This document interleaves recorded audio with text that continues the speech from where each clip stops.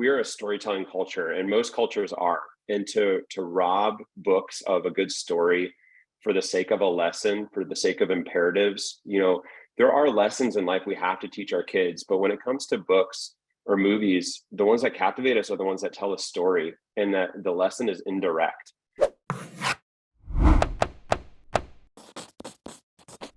Welcome, everyone. I am so happy to see you all. And I have a wonderful session today for this mastermind group. We have a speaker that I've been following for quite some time. He probably doesn't know I've been stalking him on all of his journey. Ron is husband to Jen, father to 3 silly boys and 1 sweet little girl. He is the award-winning author of The Scariest Story You've Ever Heard. This book is perfect, and it's not that big a deal. All of these books are illustrated by a whimsical artist, Arthur Lynn from San Francisco. Ron is from the suburbs of Chicago and used to be a PE teacher, but his family lives in Northwest Ontario, where they serve as missionaries to the First Nations people. And Ron has agreed to share his author journey and hang out with us today. I am so happy to have you here. Thank you so much for joining us, Ron. Thanks, April. It's great to see everybody. I've been following your journey as well and stalking you. And so I have learned a lot actually through you and your videos. So I'm glad to be here. Tell us a little bit about, how did you go from a gym teacher to a children's book author? Yeah, so I didn't make the jump straight from gym teacher to children's book author, but it's an interesting story. So I love teaching PE. When I graduated from Northern Illinois University, I got my first job out of college teaching kids with emotional and behavioral disorders. It was a very hard job right out of college, but I loved it and was able to establish the first ever PE program at this school. Taught there for a couple of years, but to be honest, what me and my wife really wanted to do was become missionaries. We wanted to take the gospel, the message about Jesus, to places that really don't know who he is or don't know what it looks like to follow him. And so PE was just a stepping stone to get there. And so we were just kind of paying off some student loans and just establishing our new marriage when we found the organization that we wanted to go with, based out of South Texas, called To Every Tribe. And they offer a 2-year cross-cultural training program, which we went through, and then decided to move to Canada, which most people wouldn't expect missionaries to be going to Canada, but we learned about the First Nations people and just really grew a heart for them. We call them Native Americans in the United States, but here they call them First Nations people, in case you're wondering. And so we moved, me and my wife and our 2 boys at the time, to Canada, and lived in a town called Sioux Lookout first for a couple of years. And now we live and have lived in a community called Cat Lake First Nations, about 600 people. You could only get here by airplane. So we've been here, like 6 years. And it was during COVID that all the interruptions of life, which I'm sure everyone is familiar with, all the frustrations over lockdowns and things that was happening here too. And my job is to be with people. And so when I couldn't be with people, it was very frustrating, and not being able to do the stuff we do with kids. We do a ton of kids programs. And so it was hard, and I just needed a creative outlet. And I just saw an advertisement one day on Facebook for Julia Donaldson's How to Write a Picture Book BBC Maestro course. Maybe you've seen that advertisement or you've taken the course. I didn't even take the course. Just the advertisement alone sparked an idea in my head of I have read hundreds of picture books to my kids. I love telling stories. I love rhyming. I just like making kids laugh and be happy. And I think I could do this. And I just talked to my wife, and she was like, yeah, I'll get behind you on this. And so I just started watching hours and hours while I was working out in the mornings of YouTube videos. I'm so thankful for all the YouTube videos that exist of teaching you how to write a children's book and self-publish, and KDP stuff, Ingram Spark stuff. And I just watched so much of it, and I felt like, okay, I think I could do this. And so I kind of wrote the 2 books simultaneously. First 2, It's Not That Big a Deal, and The Scariest Story You've Ever Heard. Those came out on the same day. And then it just kind of created this new passion and hobby that I have of just writing children's books, and I'm not going to stop. I love it. It's so fun. I mean, you could probably all say right now, it's probably one of the most satisfying businesses or hobbies that you could have. How did you get the ideas for the picture books? And I know you love humor, you love to make kids laugh, you love the bonding that happens over that, but where do the ideas come from? Yeah, my kids. I mean, I am such a real dad, and a imperfect dad. And so the first one was just because I have just a little bit of an anger issue sometimes with my kids when they like don't flush the toilet, or they leave a mess in their room, or they don't eat everything on their plate, right? Like, so these little frustrations I have, like, it piles up so much, but it also creates humor in my family. That's very real, that like dad messes up too, dad gets angry too, I need forgiveness too. And so that first book was just kind of a reaction to my own parenting and my own family. But then the scary story book, when I think about one of my favorite books, it's just so genius that somebody could create something that is so wildly popular for kids that has no pictures and just keeps kids laughing. I thought like, wow, there's got to be more that could be explored in that area of little pictures. And then my kids, when I think about their favorite books, I think about these books that are like slightly scary. I don't know if you ever read these old Berenstain Bear books, the Spooky Old Tree or Spook Hill. I don't know if you've read those. Yeah. But they are like kind of silly but spooky, and my kids always want to read them. And like the Gruffalo has a little bit of that too, and they love that one. I love that one. And I thought, I wonder if I could write a book that has this little bit of this spooky factor that's not going to give kids nightmares, but it's going to be fun and have a surprise ending. And that's kind of where the passion for me grew, of writing books that have kind of that surprise factor, because I really believe in storytelling. Storytelling is what captures our audience, kids especially, but also adults. And there's just so many books out there that are very straightforward in their delivery of whatever the content is of the book. And I wanted to just use this kind of creative storytelling that ends with a bit of a surprise factor in my writing. And so when I wrote that one, I just felt like it was a mixture of the book with no pictures and the Gruffalo with just kind of using onomatopoeia. If you haven't read it, it's just full of onomatopoeia, very few pictures, but kind of the words come to life the way Arthur illustrated it. And then there's a final picture at the end, which really reveals the surprise. The scary thing the whole time was just the dad making noises at night. And so I came out with those two books, and yeah, there was so much I didn't know at the time. But then when I had the idea for the Finn the Frog book, it was because I have a son named Finn, and I knew I wanted to incorporate him in a book, but also because my kids will not stop catching frogs in the summer, like all the time. Like they've gotten salmonella multiple times because they just catch too many of them, and they're just not adamant enough to wash their hands afterwards. And so I was like, I have to write about a frog. And then kind of going on the whole idea of like, does a book really need to have these complex illustrations? This book is all about the pages being white and clean. And I kind of built on that idea. And so now I'm running with that idea as that book is becoming a series of at least 6 books. And there was a little bit of a scandal about, and you've got a couple of, I guess, bad reviews about a certain picture, a certain image about Finn the Frog. Tell us about that. Oh, that was a blast. It still is. So one of my, I guess I would call her a coach, one of my beta readers, she has been super helpful to me. And when I first sent her the manuscript for the Finn the Frog book, she loved it. And she said, but you've got to give Finn a butt. And I was like, I would have never thought of that. So on the back of the book, there's, I don't know if it could oh, it's not focusing there. There we go. He's got just 2 little lines, right? This little butt cheek. And so she thinks it would be really funny. And I agree, because my kids watch that Gummy Bear song on YouTube, which has like, I don't know, millions or even a billion views. And the Gummy Bear has little butt cheeks, and the kids think it's hilarious. And so I put that on there, and so many kids have loved it. But I got this one review one day that really kind of shocked me. I take kids stuff very seriously. I love working with kids. And when this reviewer said that it wasn't appropriate to have what they called a frog butt flash at the end of the book, that their kid wouldn't be reading anymore because of it. And yeah, it was just like, I took it personally at first. I was like, oh my gosh, did I do something wrong? And so I kind of thought about it for a while, and I ran it by this beta reader of mine, a couple other people, and eventually posted it on the authors group that many of us are in. And it just blew up into like, this is the most funny, perfect review to help promote your book. And so I had also posted it in a group I'm in, a public group I'm in, of people who love frogs. And the thing went up to almost 2,000 likes in just a matter of like a day or so. Tons of people were sharing it. And since then, I've turned it into a Facebook ad on my own page, which is called Picture Book Dad. And it's just crossed 6,000 likes and I don't know, like 375 shares or something like that.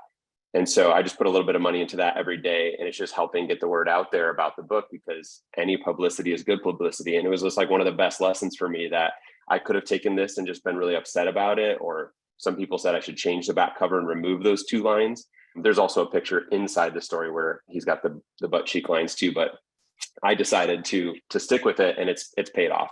Everybody loves that, and now it's become a staple for the series. Yeah, it's gold. And so pure gold. I'm gonna, So yeah, and I saw the new book also has the same thing. Yeah. You've got a new one coming with Finn, right? Yeah, the new one where it's going to be a very similar scene on the back of the book, with the back of Finn, and then almost every book will incorporate those little frog cheeks in some way into the story, just because there might be 1% of people who don't like it, but 99% of people, especially the kids, think it's great. And I even had this plush made for school visits, right? And he's super adorable, this Finn the Frog, and I gave the back of him also similar curves. And when I bring that out at school visits, the kids just break out in applause, and like it's just hilarious because they love it. And the teachers might have mixed thoughts about it, but I think those are the things that people remember, and it becomes something about the character that they attach to strangely, and makes them want more of that content. And right, we can't just say, we don't care about business. We have to care about sales for the business to continue. And so if it's helping get positive traction for the book, even though it might upset a few people, I've got to be okay with that. And so, yeah, it's going to be really fun. There's even, my illustrator was great during this whole debacle. He sent me a picture of Finn wearing pants as a joke, and I just thought it was so funny. They were like kind of like little Mickey Mouse pants. And so actually the 3rd book that I wrote, which will be out hopefully later this year, but if not early next year, there's actually a part of the story where we incorporate Finn getting some pants as kind of a part of the joke, but you'll have to wait to see that one. It's going to be a really, really fun interactive story. One of the things that I really love about what you've done is that some people feel like they have to get these 3D animated kind of illustrations, and there's certainly a place for that. But you found success with simple illustrations. It reminded me a lot of Elephant and Piggy, who my granddaughter also really loves, and the very simple illustrations, but the humor that you inject and the way the story is told, it just sucks us in each and every one. And it's such an amazing experience to read them with the kids. So what made you decide to go with those simple illustrations? Is that just part of your brand and how you've rolled these out? Yeah, thanks, April, for that compliment. Yeah, so my first book was not simple in the illustration styles at all, and it was a big learning curve book for me. It was my most expensive book to produce, and it's been the least profitable. It's not profitable. It has not paid for itself. And so that for me was eye-opening, that unless I have a story that I know is going to just knock it out of the park and generate enough sales, the penny pincher in me, which that's just how I was raised. We did not have a lot of money growing up. And so I just carry that into the business to say, like, I want to make sure any investment I make, I have a very clear path for return, at least break even. And so that first book taught me, like, I cannot just pour this money into illustrations without the guarantee it's going to work. And so when I saw that the Scary Story book paid for itself pretty quickly, especially around Halloween time, I thought that one cost me about half of the other one. I said, I think I could probably get away with doing this more. And then when I had the idea, it just perfectly fit with that whole idea of I could still get a great illustrator that's not cheap and is just really fantastic, but maybe not take as many hours to produce the book. And now with the Finn the Frog series, this next book is one of the higher ones. It's a little more in depth, that it's a little bit longer than the first one. So that one will run a little bit more, but I think, yeah, it was just, I fell in love with Arthur's art when I found him online, and have just tried to write in a way that keeps it simple so that I'm not sinking money that I don't have. And right, we don't like, this is like, we're just trying to invest what we're able to right into this. And so just trying to take it one step at a time. Well, I have to give you some kudos, because so many authors that write a book, they get, less than the results that they would like. They put a lot of money out into it, might have just said, all right, this isn't for me. This book didn't go well, and they give up and they don't continue.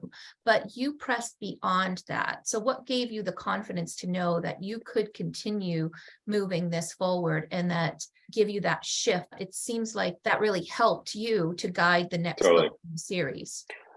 Totally. And it was truly just the sales. When the sales came in one month for the scary storybook.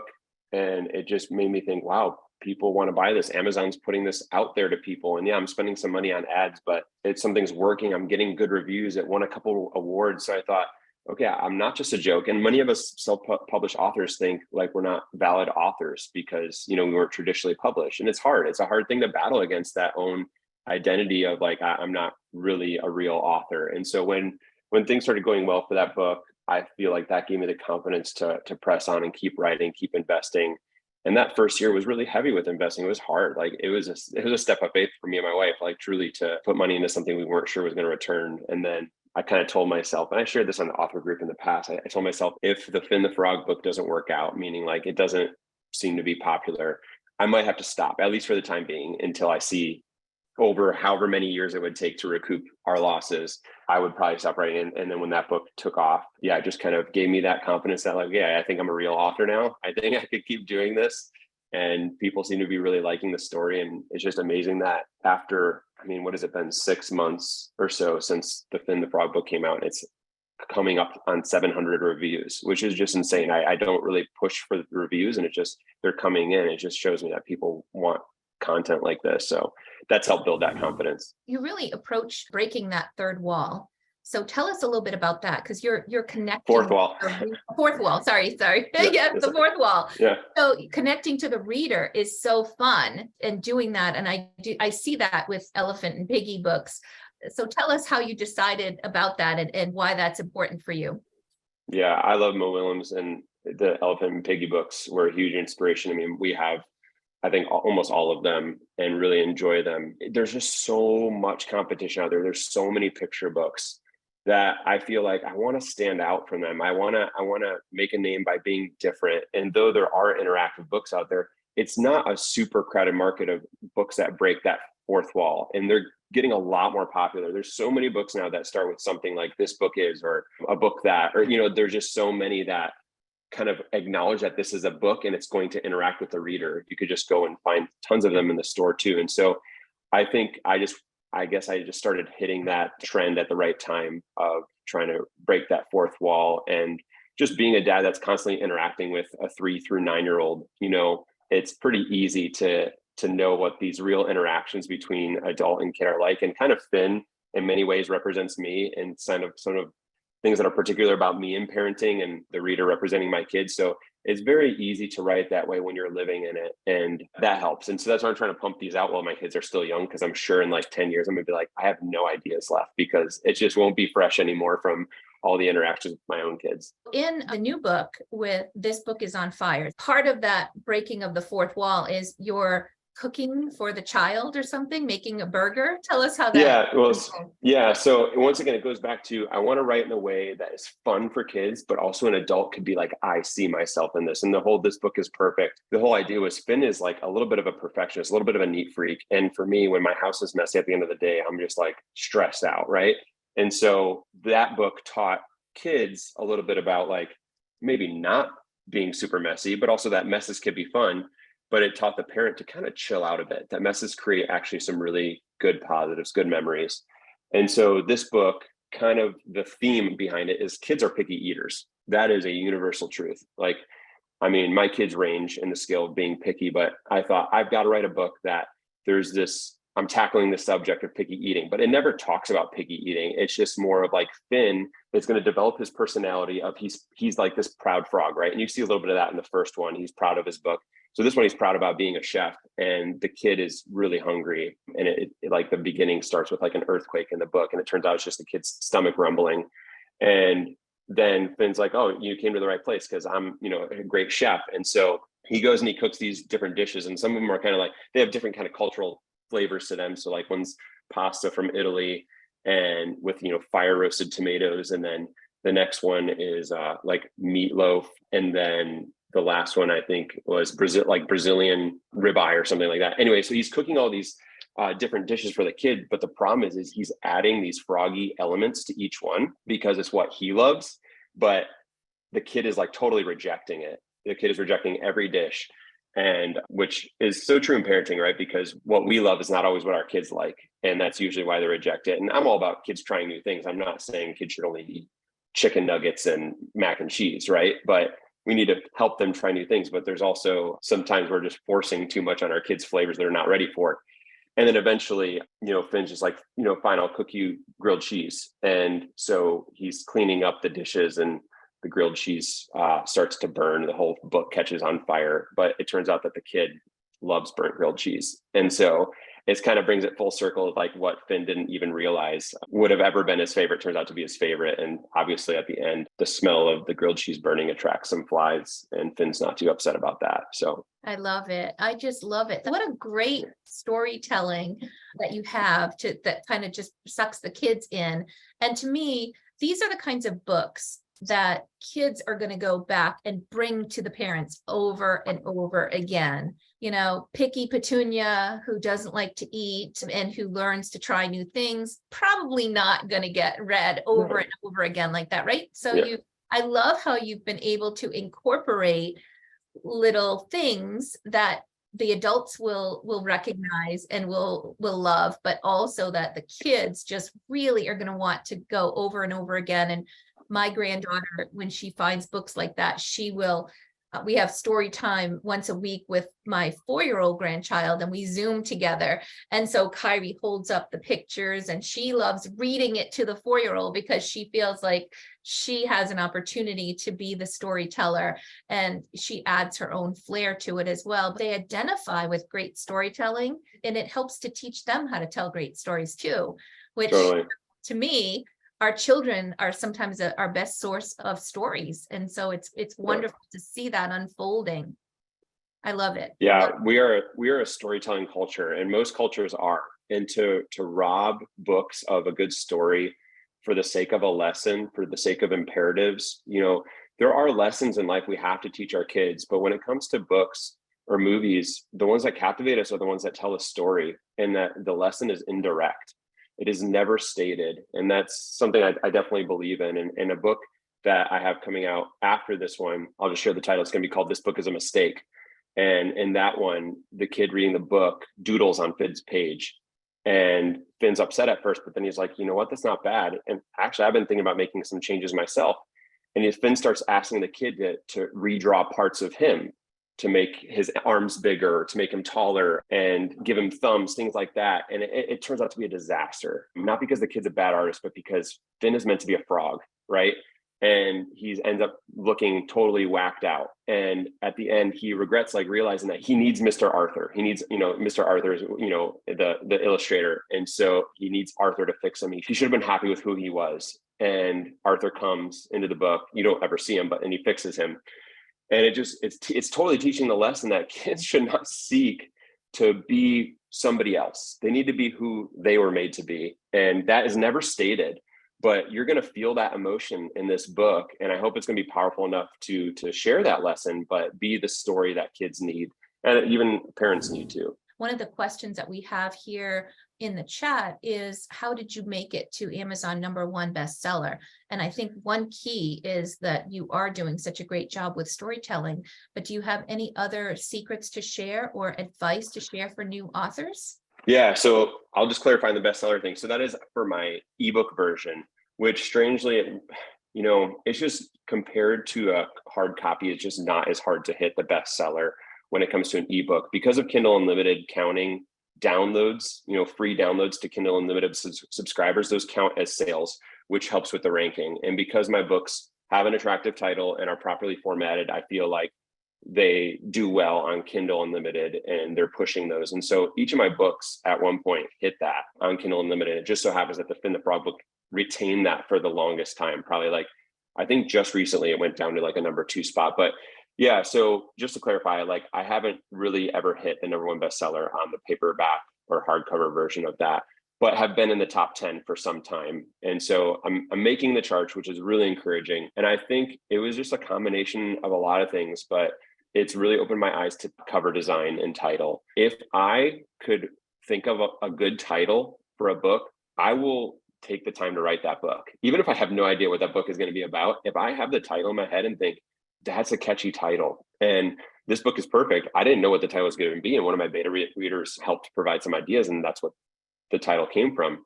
And so to have a book like that creates intrigue, a title, and then a cover that's really big and attractive, I think is huge when it comes to hitting those charts. Amazon is serious about their algorithm and they want to give customers what the customers are going to be happy with.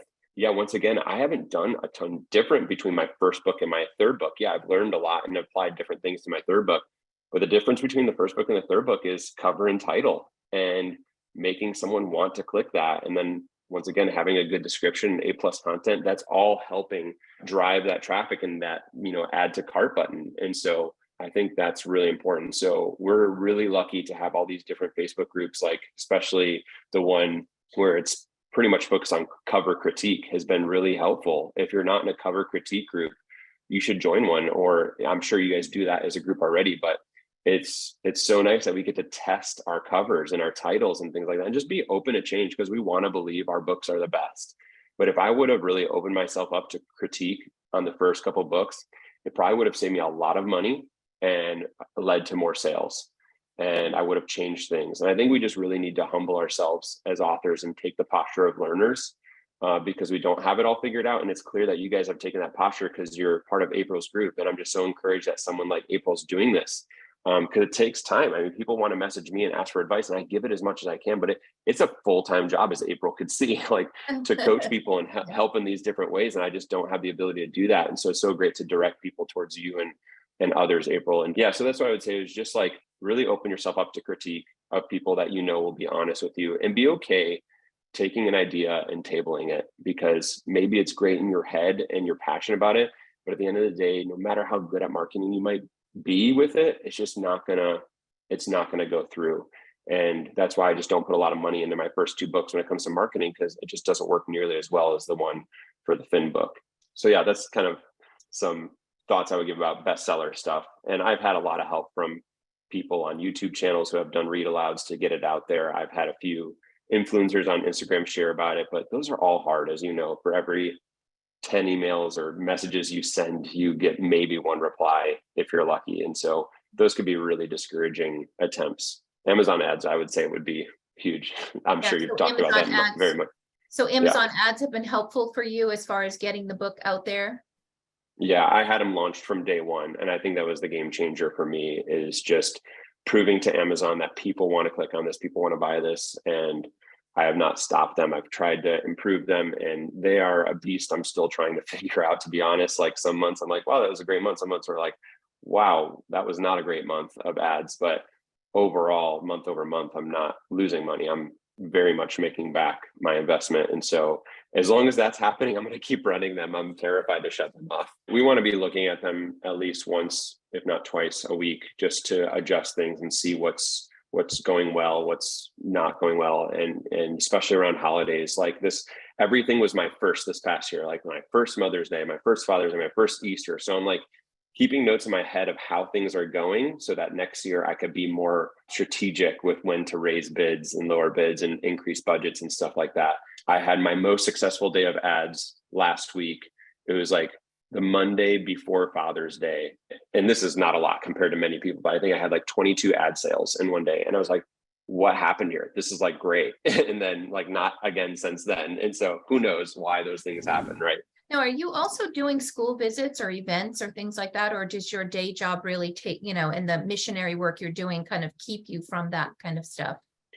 Yeah, sadly, I don't get to do a lot of that. Only when we're back. We go back to visit family in the United States. We're from Illinois, and we go back once a year for around a month. And that's when I will be hitting those kind of things hard. But even then, that's supposed to be like our vacation time. And there's some work that we have to do. So that's challenging. But I do those when I can, but we can't do them from here. So I haven't had any like requests for like Zoom read alouds or anything like that. So I think the in-person stuff, and it's kind of my wheelhouse. I used to be a PE teacher. So having a large group of kids where I have to kind of control the room and entertain them is not like foreign to me. And I had so much fun doing the couple read alouds back in April that I did, that I can't wait to do more. And it really, really helps promote the book, even online, to be doing those. So yeah, I'll hopefully be doing more next year. Pat posted a question in the chat. You spoke about your illustrator. Did you also use an editor for your books? That's a great question. First two books, no. I don't think my first one needed one. It was so simple. I knew there weren't any grammatical errors, but like as far as like story development, I'm sure an editor would have said this could be a little more complex, a little more story to it. There wasn't really much story to that first book. But my second book, I did not either, The Scary Story. And I really regret that because I wrote it in verse. And as much as I love rhyming, there's tons of meter errors and imperfect rhymes. And the average reader would not pick up on those. Most people have enjoyed it. Nobody said really anything negative about it. But for kids' books, they really do need to be solid, and an editor would have totally cleaned those up for me. So it's too late to go back on that. I just don't feel like it's worth going back through. But I wrote a second one for The Scary Story, and that one, no doubt, I'll hire an editor. I've already had a friend help clean up some of the meter in it, but it'll be called The Scariest Campfire Story You've Ever Heard. And in the first one, the surprise is the dad, and the one that's going to be the surprise, and this one is going to be the mom pulling a prank on the boys and the dad while they're camping. And it's just hilarious. But then Finn the Frog, yes, absolutely. My editor was huge in both story development and the grammar and punctuation, all those things. I had no idea how bad I was at grammar, because I'm very good at spelling. I've always been, and I thought, well, I don't need an editor because I'm good at spelling, but that's like not what an editor does. So Yes. I will no doubt be always using an editor. And right now I use Brooke Vitale, and she does editing in 2 rounds. She used to work for big companies like Disney. She's very well known, very experienced, and really excellent at what she does. She's so professional. So she has 2 rounds. And for my first 2 frog books, I hired her for both rounds. The first one's like the assessment of the story to see if it's working well, what needs to be changed. And the second one's more of like the grammar, punctuation, but also kind of changing lines a little bit, which she'll help with. But in the future, so I've already had her edit the 3rd book. I only hired her for the 2nd round because I feel like I've gotten a grasp enough on my story development to where I could save the money there, to where my beta readers are basically providing, I think, enough feedback to get the story in the right place. And then I just need that developmental edit. So it's a good way to save some money, but also still spend where it's needed. Yeah, and Brooke Vitale is one of the editors on my pre-vetted approved list, and she is fantastic. I agree completely. Jeannie says, do kids like scary stories? Boy, I remember when my kids were younger, it was all about the Goosebumps stories and things like that. Yeah, I did. Loved I like them those. as they get older. So you found that to be something that's, especially around Halloween and things like that, they'd love it. Totally. And my scary story book, it only sells, I mean, it sells copies every month, an okay amount, but there is nothing compared to September, October. And so it just became clear to me, I did not write that for Halloween. And it's not about Halloween, but it just doesn't matter. Scary stuff people want to buy in the fall. And so I just came to accept that. Like, I'm not going to try and push this really hard to get out there during January, February. And so I find that it's clear enough in the title that if a parent knows their kid does not like scary stories, they'll say, I'm not going to buy the scariest story you've ever heard. So everyone that's bought it, I've never had one person say it was like too scary or their kid had nightmares. Hopefully that's not happening. Teachers love it because teachers in 3rd or 4th grade usually teach onomatopoeia, maybe sometimes even 2nd grade. And to have a book that goes along with onomatopoeia and what that is really huge for them. So I'm trying to kind of play that a little bit more with the promotion of that book. So can you explain what that is for those of us that don't understand that Yeah. term? Onomatopoeia, which is impossible to spell. You always have to use Google for that one. It is the spelling of sounds. So if I were to say boo, BOO, or if I were to go AHHHHH.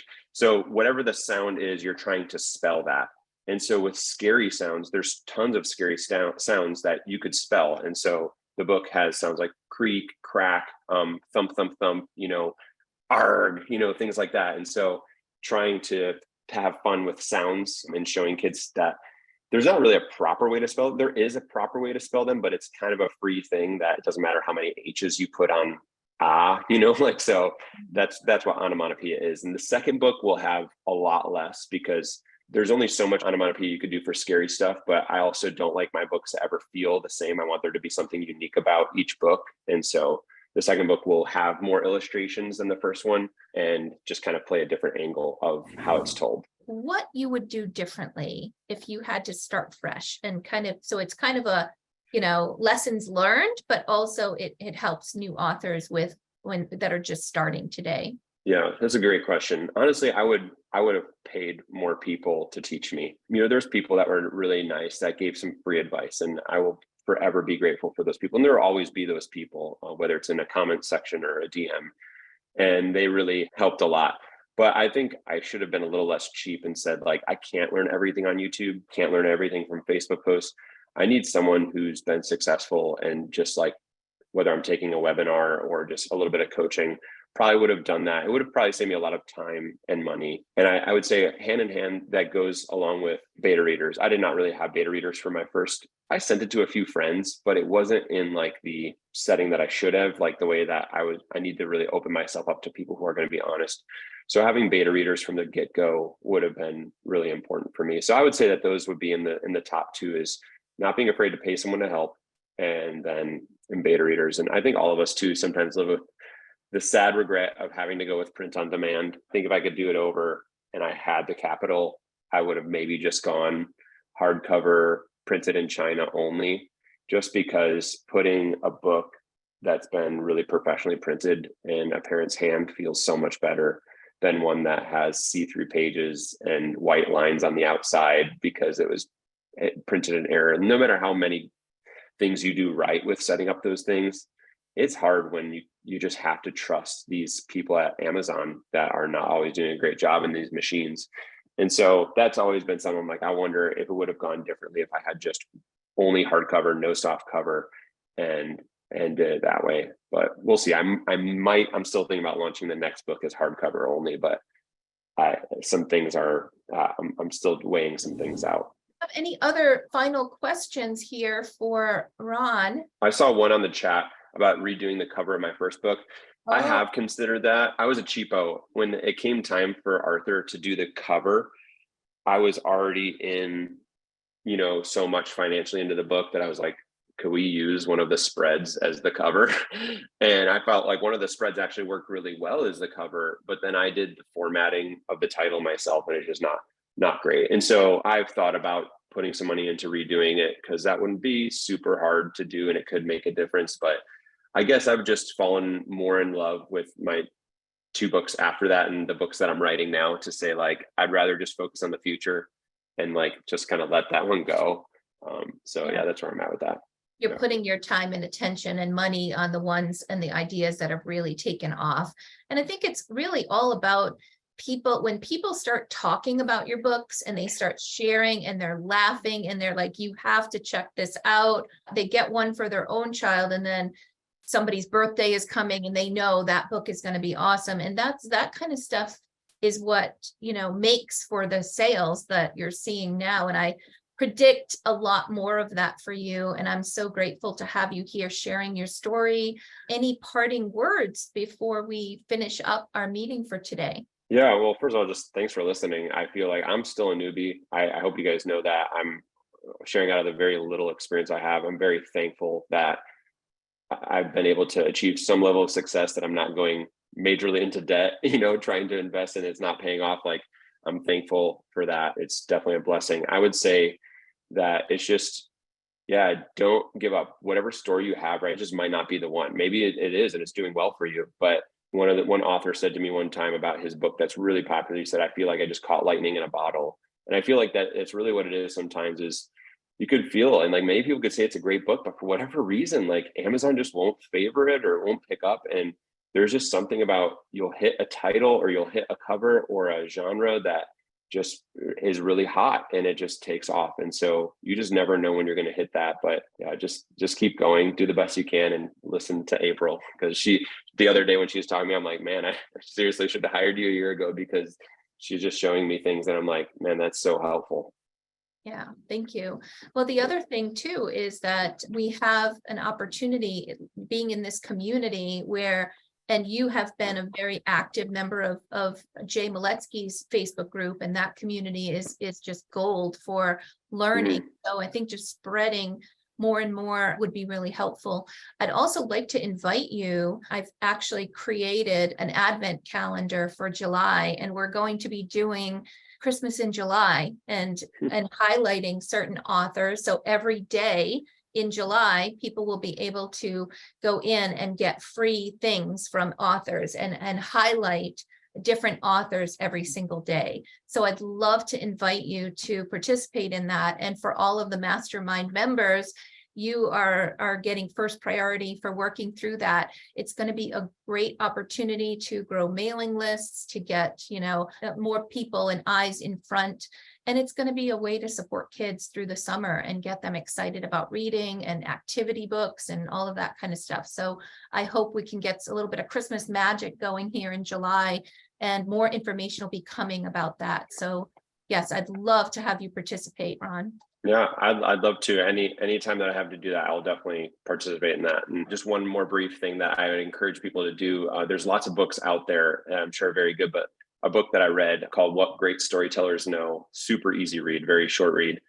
And there's others by that author. I just don't have her name off the top of my head. I don't think I know how to pronounce it, even if I did have it, but it's called What Great Storytellers Know. And it just really opens your eyes to the power of story. And sometimes we think that people who are great public speakers have like some special gift they're born with. And most of the time, it's actually a learned skill of being a good storyteller. And I do have to, I'm in front of large groups very often, and I've given reports on what we do, and it's boring as ever. And then I'll tell stories and people are on the edge of their seats. And so just remember that storytelling, when it comes to your future writing, no matter what you've done in the past, as you write in the future, always run it through the lens of story. And are you revealing a surprise at the end? What is the climax? What is the setting? Is it intriguing? And every great book that I've ever read for my kids, it has those elements that just really great storytelling, really great surprises. So yeah. Thank you. This has been very inspiring and helpful for new authors. And I hope you'll come back and join us some other time as we kind of follow Finn the Frog's journey and share that with others in our own communities as well. No, thank you. I'm so thankful that I got to be on today, and I'm excited to release those next books. And thank you all for your support in this. And I wish you all the best. Thank you. And thank you, everybody. Hopefully we'll be getting back together later this month, but more information coming about this Christmas in July. So keep an eye open for that in the mastermind group and on the email list. I look forward to catching up with you all, and have a wonderful day.